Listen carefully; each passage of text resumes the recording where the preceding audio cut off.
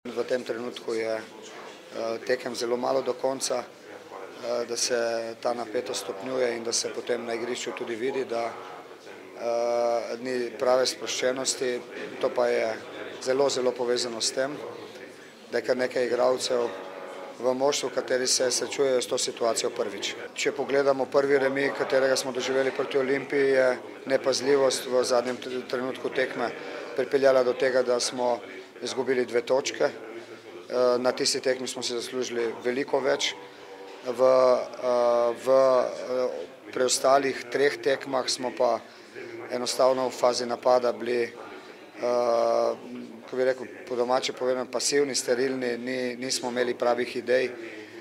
To je pripeljalo do tega, da nismo bili skozi celo tekmo dominantni oziroma da smo tako rekoč vse 3 prve polčase prespali. Njihov prvi gol nas je malo presekal, nismo tega pričakovali. Sicer smo pa nekako prevladovali celotno tekmo in škoda pač. Zgodi se vsakemu napaka, ampak dobro, na koncu smo odnesli točke. Tukaj v Mariboru je treba iti vsako tekmo na zmago in tudi sam skozi celotno kariero nisem nikoli sploh pomislil, da bi o čem drugem razmišljal pač pred tekmo in tako je bilo tudi tokrat.